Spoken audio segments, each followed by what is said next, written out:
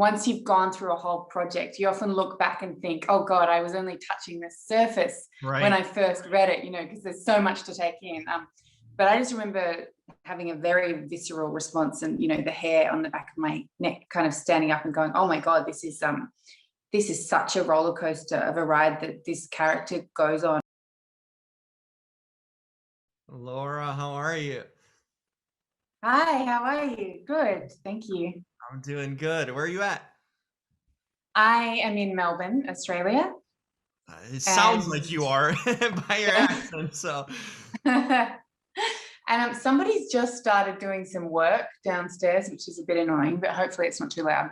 no, I don't hear anything. Is it morning out there? What time is it? I'm trying. Yeah, it's 10:30 in the morning. Well, that's right. You're in the future, so you're already in Yeah. in It's the Wednesday, whole right? next day over here. Yeah. Tell me what happens on Wednesday. That's so great. How have you been doing? I mean, how's the COVID situation out there and everything? Are you guys doing a little bit better out there now? Yeah, we've been super lucky. Mhm. So at the moment, we've got almost no community transmission. Oh There's wow. little outbreaks that kind of pop up here and there. Hmm. But the borders have been super strict. So you have to quarantine to come in, and a lot of Australians are having trouble actually getting back into the country because they've got caps on how many people are allowed to come in, because obviously they've only got the capacity to quarantine so many people at once. But where I'm from in Melbourne, we had a bad outbreak. Well, bad in terms of for us, nothing like what you guys are dealing with. We had an outbreak last year, so we were put into like one of the world's strictest lockdowns for months, while the rest of the country shut their borders to us, and they kind of went on normally, and we were just like only allowed out for an hour a day. Right. But yeah, It it's paid paid off. off though. It looks like it paid off. Yeah, It's smart decision making yeah, because your neighbors out in yeah. New Zealand, they've had it really well. They've done a fantastic job of containing everything. They've been amazing. Yeah. Yeah, yeah. I think they're dealing with a little out in Auckland, but I'm sure they will deal with it like they've dealt with everything else. Right. They have some kind of secret sauce on how to take Yeah, care of that's things. right. So. Well, I'm so glad to talk to you. I'll tell you, my first impression of the movie. I sometimes like to surprise myself and not read the synopsis or look at the trailer. Just kind of go into the movie blindly and see. Trusting the actors, knowing seeing that you're involved, and obviously Olivia. So it's like there's talented performers here. But I thought the first few minutes of the movie, I'm like, oh, okay, I know what's happening here. This woman has a miscarriage, probably like a demon baby, and it's going to be like a monster movie. That's what I thought. And then, boy, was I set straight, 10 minutes later on what sort of a movie it was. But unbelievable all around. I think it's funny because your name says Laura Claire. I feel like that character in Oh, itself is like a human of like three different people in my one. middle name.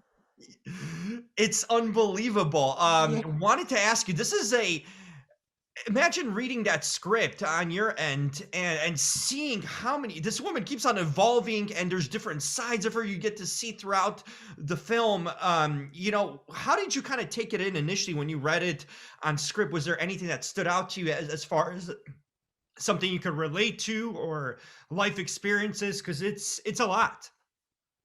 Yeah, it was a wild read when I first read it, for sure. And it's kind of hard to remember now looking back what exactly stood out, because once you've gone through a whole project, you often look back and think, oh God, I was only touching the surface when Right. I first read it, because there's so much to take in.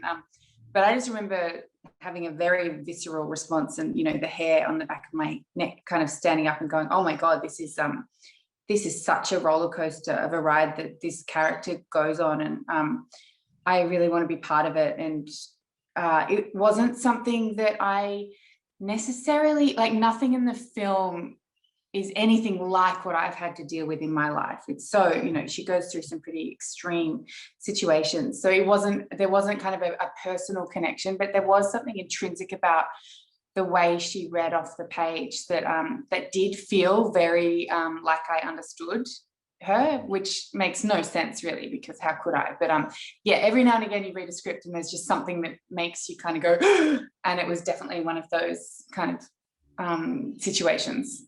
Yeah, I'm just like thinking how, like, I'm sending like this woman needs to be sainted or something with all these like prayers needed for what all she's dealing with. I mean, the loss of a child, which is kind of unimaginable, you know, unless you've been through it. You probably, Yeah. there's, I'm sure you're certainly scarred for life, but to have that sort of pain and then to see your husband potentially cheating on you during this time, and then a teenager being pregnant, there's so much of weight to carry with this. And I was curious kind of how you approached it mentally in that sense too. Since Yeah. you haven't, obviously, there are real people that probably could relate to this situation actually. So that's the real part about it, that it's not some far-fetched thing. In reality, there could be people dealing with similar situations, unfortunately. Yeah. But how do you approach that, and how do you make it kind of relatable to that person who might be watching and has dealt with something like a loss of a child or a cheating spouse or whatnot, or be in these situations? Because you got to kind of be mindful and sensitive to that, I'd imagine. Oh, absolutely. And I felt an enormous responsibility to Mhm. kind of treat that material with a real delicacy and care.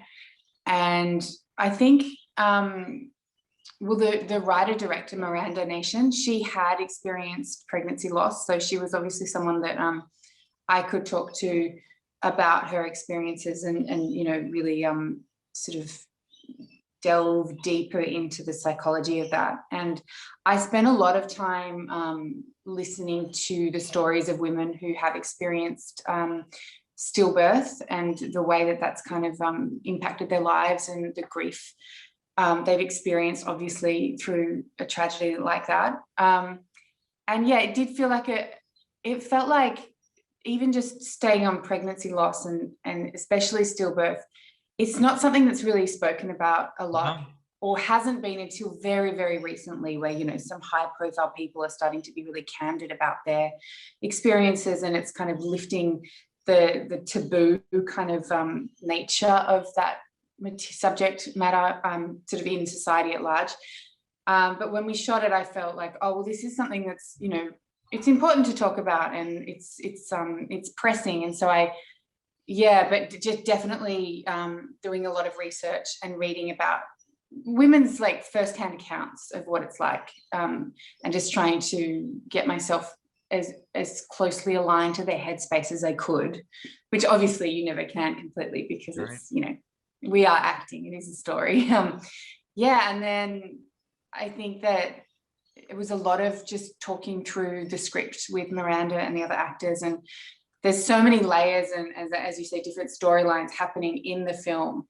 I really had to kind of just unpack them and put them all into different streams and sort of deal with each one at once, and then kind of put them all back again at the end, and sort of let go of all the work and research I'd done, and sort of hope that it all kind of landed on the wall like some great paint splatter that was perfect. You're really, I mean, I think you did the best you could, certainly.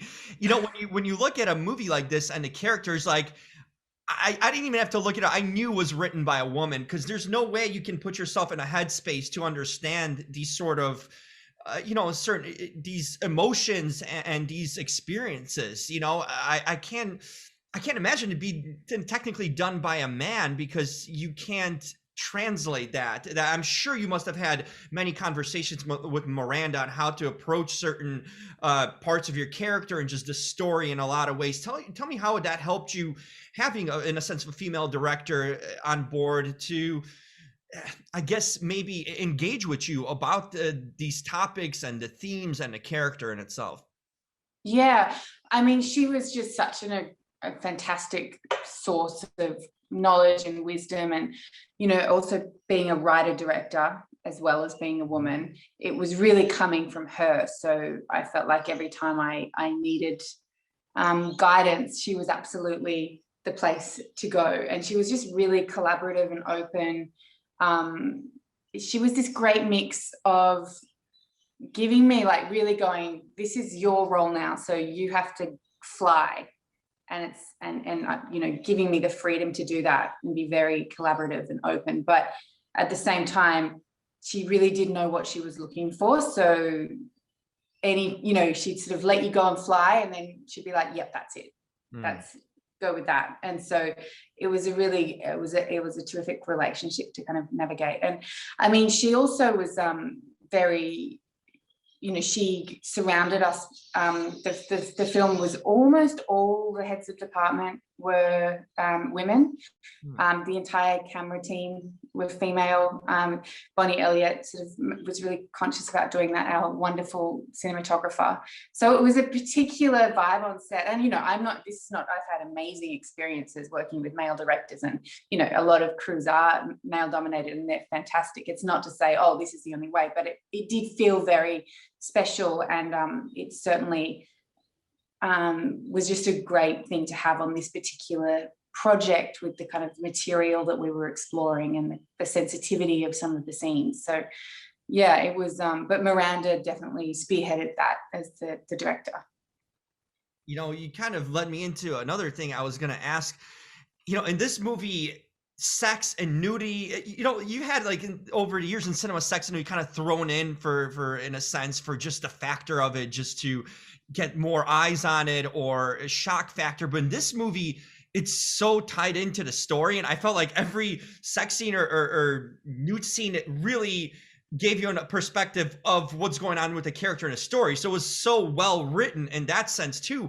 But I always wonder, what is it like to completely bare yourself and be naked on screen, especially when you're getting filmed? But you mentioned here there was a female crew, but how does it feel as an actor to kind of let yourself, because you're afraid sometimes to go on a balcony in your underwear to pick something up, much less being on screen in front of people and being shown. How do you kind of take that in as an actor? Because I always feel like it's such a bold thing to do, to allow yourself to literally strip yourself mentally and physically on screen. How do you approach that?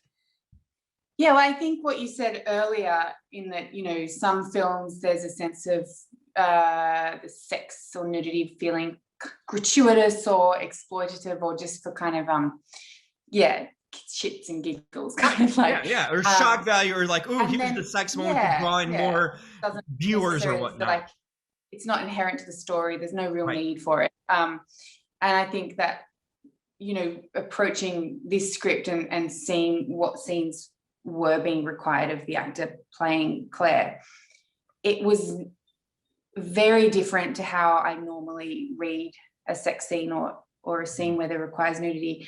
As you said, it was so tied into the story and the character of Claire, and how she's really grappling with her own body and what she, I think, perceives as the failure of her body, and it hasn't been able to do this intrinsic thing that a female body is meant to do, which is carry a child, right, and birth it. And I think that it was always, every scene was about revealing a new part of her character or her relationship with herself, or the evolving process of how she's kind of moving through that kind of grappling with her own body. So it just, I could see from the outset that you couldn't do the film without having those scenes, and there was a really good reason for them to be in there. And then talking with Miranda and Bonnie, the director of photography, there was always that from the beginning, they were like, we're not going to ever shoot this in a way that's kind of exploitative, or through, they talked about the male gaze versus the female gaze. So there wasn't sort of a male gaze on it where it's sort of beautifully shot and sort of there was no eroticism in any of it. It felt very raw and candid, and just about like stripping back literally sometimes the layers of this woman's psyche. So I felt comfortable doing that. Of course, it's always a bit weird doing them, no matter what. It's always sort of like a little bit awkward, and but I really knew why I was doing them, so that got me through any feelings of like, oh God, I'm on set. Or just like the imagination of like, oh my God, my parents might watch this movie or whatnot. Yeah, you just have to not think about that. Yeah, I could imagine that's probably like the last thing you think about. But I really can say this, that in this movie, the way it was written, I'm like, that's so bold of you to do, but it's also so well written that it has to be in a sense done, because you see from the beginning what she's struggling when you have that. It was a powerful scene from the get-go where you're standing kind of looking in a mirror and your body's exposed, but you're touching kind of the stomach and you see like the body, even kind of physical deformation of what had happened to her, and what we learned that's going to happen to her. I thought that was powerful and then tied in so many parts, especially in the scene later when you're kind of laying with Olivia and you grab her stomach too and kind of touch it. Like, I just felt it was so, everything fit when you go along with the movie and it makes sense as it goes on. So it's just very well written all around. I was very impressed with how everything was presented, not only spokenly but visually too in this film. Yeah, there was a really strong visual component to the film. And I know that Bonnie and Miranda, they worked together really closely way before we started filming to sort of draw all those elements together to serve the story. Yeah, absolutely. Olivia's a rising star, and people who don't know about her, they're going to know soon, with the Elvis film that she has coming out. But here's a young actress who I remember seeing her a few years back. Actually, she did a fun horror slasher Christmas movie a few years back, which is phenomenal for those that haven't seen it. But yeah, the thing about her, you see a young actress really kind of, in a sense, not only growing on screen, but her maturity level in a sense, and even in this role where she has a lot to juggle character wise too, and a different aspect that your character does. What was it like working with her? Because I feel like, wow, she's like in her early 20s, but this seems like a seasoned actor and a mature young person too. Tell me about your experience with her, because both of you are really tied into this movie and story. yeah. I mean, I think she was maybe only 19 when we shot Oh this my too. God, I mean, she's unbelievable. super, but she'd been working since she was maybe 12. So she also had this amazing kind of experience as a working professional actor behind her, despite being so young. So she had this incredible kind of mercurial mix of just sass and ability to kind of cut through. Yeah, I mean, she's super talented and really great to work with, because she's so alive and dynamic in the scene. Like, she'll throw different things at you, and I just think she had a really great grasp on the character. And yeah, I mean, it's clear that she's got huge things coming. She's just fantastic, and that character really required this sort of the girl, the woman child, right, that right on the precipice of womanhood, thinking she's got everything sorted, acting years older than she is, but really she's just this very young, very vulnerable young woman, girl, really, who's dealing with like a massive trauma that none of us even see. So yeah, she I think she did a phenomenal job. I got to ask, I remember kind of your early roles was, I believe it was, you played Ashley in the Saw 5, right? Was that the Yeah, I character name? did. That's right. I'm a huge fan of the franchise. But you got into it in a later stage of it after it kind of settled in. Tell me, when you look back at it now, I mean, it's kind of was a sense early on in your career too. When you look back now, what is it part to be of a iconic franchise? Really, it's probably going to go down as one of the great horror franchises of all time, to be part of it and to play in it. How do you kind of look back at the moment versus when you originally were in it? Oh, that's such an interesting question. I'm not really sure. I mean, it was really fun to be part of at the time. I don't think I really quite understood what the franchise meant to people when I shot it, which is probably good, because I was sort of like, oh, I'm just going to Toronto and this is super scary and weird, and what are they doing to my neck? And like, it was just a really cool set, and I loved doing it. It was just fun. I don't know how I relate to being part of something like that in retrospect, but it's just like fun to have done, and I love how much fans like are on board with the whole franchise and how much joy it gives people, even though joy is a weird word to use Mm-hmm. for such a seriously demented storyline. It hits home though, on so many accounts. That's what makes it. But yeah, I wonder. It's like sometimes I ask certain actors, if they were to do it now versus different points in their career, where like now the movie, because either over the years it grows on people and people know about it, and back then it wasn't as big. But it's interesting to hear kind of like how would you, in a sense, approach or thought about it now versus back then when you were kind of younger and doing it. There's always a different perspective that I tend to hear, which is always interesting, kind of putting back since a span of time has gone by, since you've done it. So it's kind of interesting to hear you say that, how it was just kind of a fun ride, but now you see kind of the longevity of it.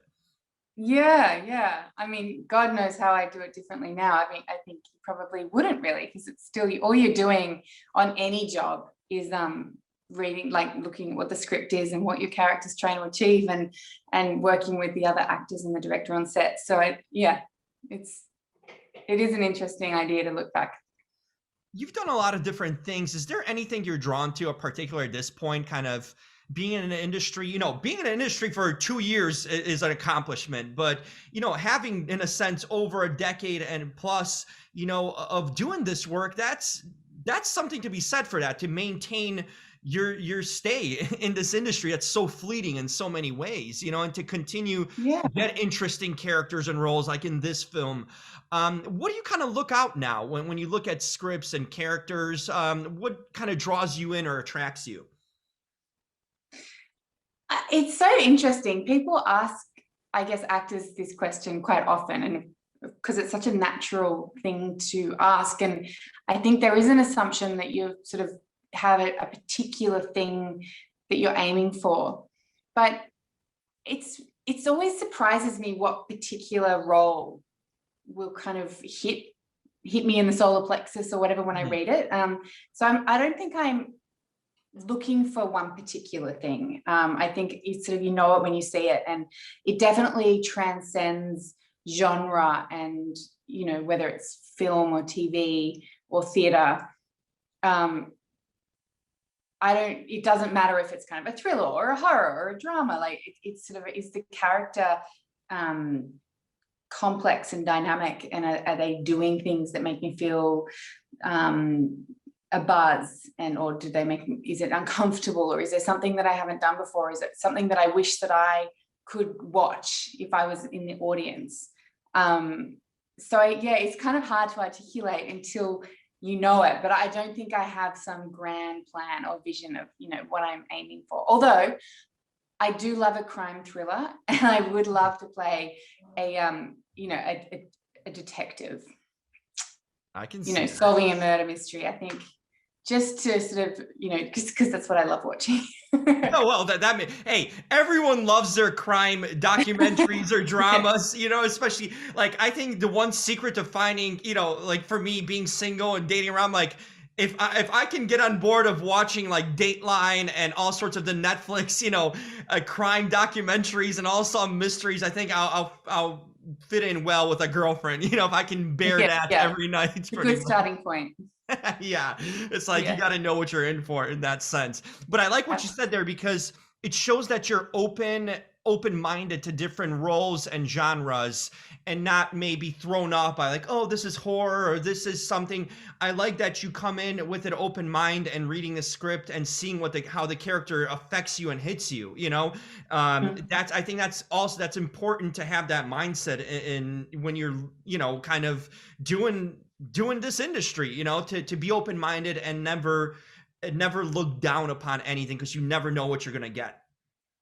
Oh, absolutely. And there's amazing writing across all genres. So you could, there's been some amazing horror films and all. Yeah. So of course it would be silly to judge just based on something surface like that. No question. I want to know what sort of things you like to do, enjoy in like your free time when you're not acting, away from all that. What sort of things you like to get away in a sense, with hobbies or interests, anything that draws you away from performing in a sense? Oh gosh, I feel like I'm pretty boring, you know. I like It to means you're do. probably interesting then if you think. I don't go rock climbing or paragliding or anything like that. Probably good. Yeah, get probably break my arm. Right. I love going to see other work. I love seeing great films and TV series. I love getting outdoors and going on big walks. You know, it's a total cliche, but I love to do yoga and that sort of thing.